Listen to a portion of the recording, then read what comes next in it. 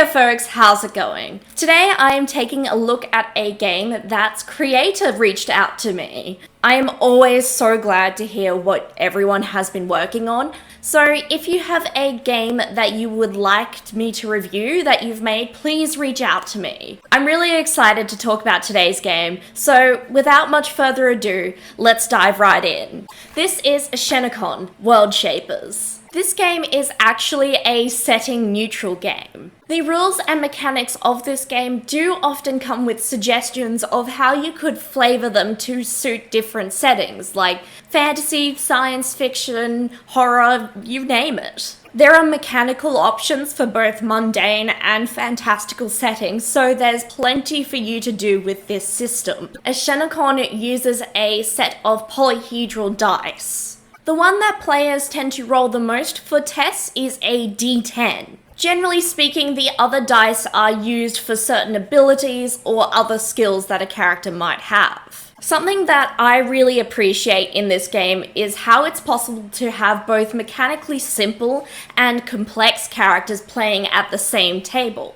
Players who are new to gaming or not confident in their abilities with Crunch can build something mechanically simple, whereas those who are experienced or love making complex characters have plenty of options to dive into here as well. In both cases, there are some really fun and interesting builds available. Character creation starts by selecting a level. Leveling actually begins at 0 and goes all the way up to 12. The game does say that you can go beyond level 12, but beyond level 12, the balance can get a little bit strange. You also get tiers. Tiers are enhanced every 3 levels and generally control how much stuff you can engage with in the game, such as crafting items. Then perhaps one of my favorite parts is taking a look at archetypes. The archetypes in this game are pretty wide and varied with a lot of different options. They also influence a lot of things about your character build. Your major stat, your vitality, your willpower, skill points, what items you're proficient in, your evasion stats, how many abilities you can learn, and some other features as well. There are 10 main options for archetypes, and there are subtypes within each archetype for you to choose from.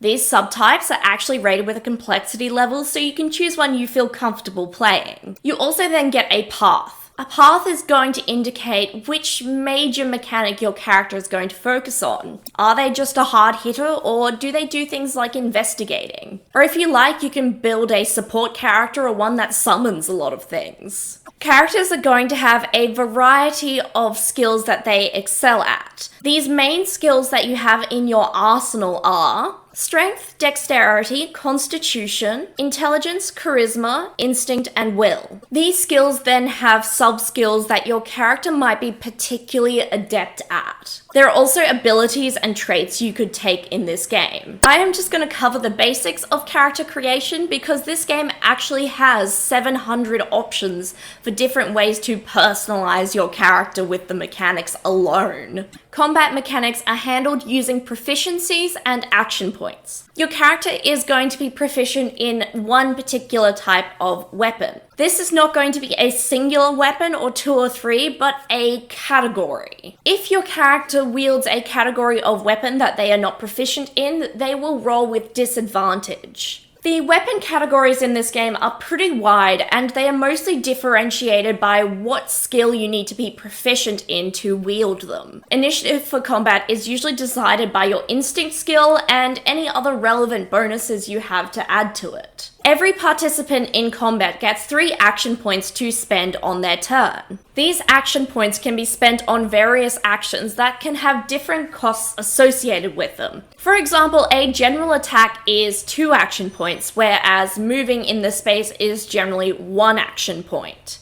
There are also advanced combat options if you would like to use them in your game. These actions could be to disarm someone or even to trip them up. I honestly wish I had a bit more time to talk about this game because there's so much more that interests me about its combat system. I haven't even touched on the armor system, which is also really cool. The armor and evading tactics are different ways that this game allows you to shrug off potential damage.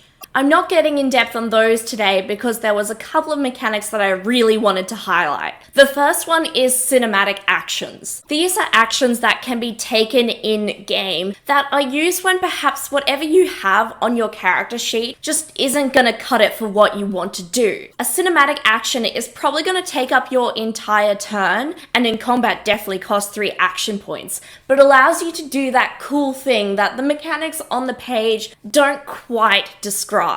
I also want to mention that this game has different variations on the different rules. For example, there are mechanics for having 2 armies facing off against each other in an open warfare situation. I really appreciate that this game has basic and advanced rules for you to play. Running this game seems super accessible as well, as there are guides and tables indicating what challenge numbers to set and perhaps when you might need to roll against another player. Alas, I hate to say I am running out of time. Normally, I tend not to pay much attention to setting neutral games. In general, they've just not interested me much in the past before. I have to say this one does have some things I just really like. I'm a big fan of the flexibility that allows you to do a lot of various builds in the game. Not only could you adapt it to different settings, but you could have some real fun and interesting party compositions that just aren't necessarily possible in other systems. The different options for complexity allows different players of different skill levels to all come together and sit at the same table. You can make both a simple and complex character that takes advantage of pretty much all that this game has to offer. One other great thing to know about Ishanekon is that the system is getting updated regularly. So if there's something you notice that you would like to see or something that isn't there yet, keep your eyes peeled. I have to say, I have been burying the lead about the price of this game. It's free. So if you're looking for a setting neutral system to check out, you have literally nothing to lose from checking out the link in the description.